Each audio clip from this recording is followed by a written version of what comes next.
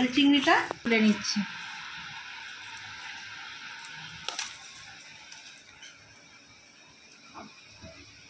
ওল চিংড়িটা কেমন হয়েছে আপনারা অবশ্যই কমেন্টে জানাবেন।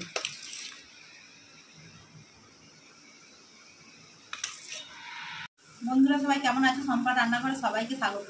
আজকে আমি ওল চিংড়ি বানিয়েছি। কিভাবে বানিয়েছি সেটাই আপনাদেরকে দেখাবো।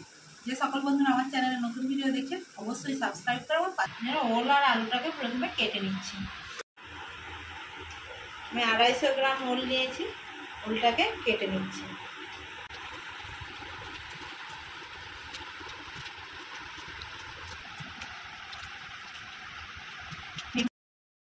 কড়াই জল দিয়ে দিচ্ছি। ওল আর আলুটাকে সেদ্ধ বসিয়ে দেবো। ওল আলুটাকে কেটে নিয়েছি, এবার সেদ্ধ বসিয়ে দিচ্ছি। নুন দিয়ে দিচ্ছি, নুন দিয়ে সেদ্ধ করে নিই। সেদ্ধ বসিয়ে দিয়েছিলাম, এবার দেখে নিচ্ছি। দেখুন বন্ধুরা, ওল আলুটা আমার সেদ্ধ হয়ে গেছে।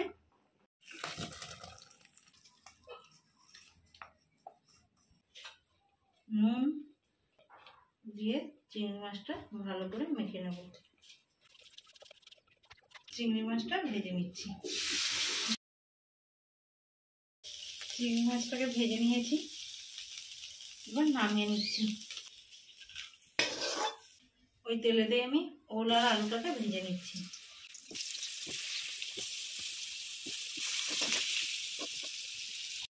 ভেজে নিচ্ছি, নুনগুলো দিয়ে দিচ্ছি। ওল আর আলুটাকে ভালো করে ভেজে নিয়েছি, এবার নামিয়ে নিচ্ছি। কোনাতেই আবারও তেল দিয়ে দিচ্ছি, আর দুটো শুকনো লঙ্কা, দুটো তেজপাতা দিয়ে দিচ্ছি, একটু গোটা জিরে। এবার দিয়ে দিচ্ছি পেঁয়াজ কুচি।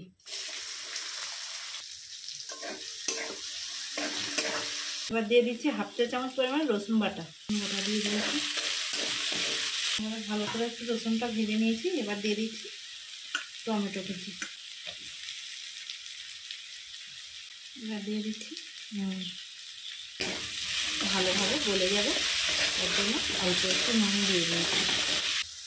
এবার দিয়ে দিচ্ছি আদা বাটা, 1 চামচ পরিমাণ হলুদ গুঁড়ো, 1 চামচ পরিমাণ লঙ্কার গুঁড়ো, 1/2 চা চামচ পরিমাণে ধনের গুঁড়ো, অল্প একটু জিরের গুঁড়ো, গোটা জিরে দিয়েছি, আর অল্প একটু জিরে গুঁড়ো দিয়ে দিচ্ছি।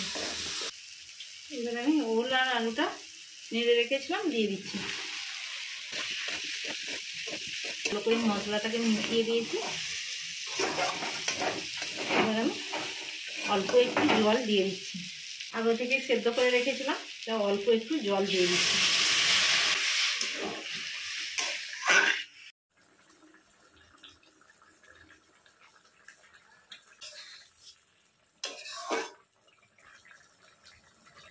অল্প একটু চিনি দিয়ে দিচ্ছি। সেদ্ধ করার সময় নুন দিয়ে দিয়েছিলাম, টমেটো নাড়ার সময় অল্প একটু নুন দিয়েছিলাম। এবার স্বাদ বুঝে নুনটা দিতে হবে। স্বাদ মতো নুন দিয়ে দিচ্ছি। আমি গরম মশলা দিয়ে দিচ্ছি।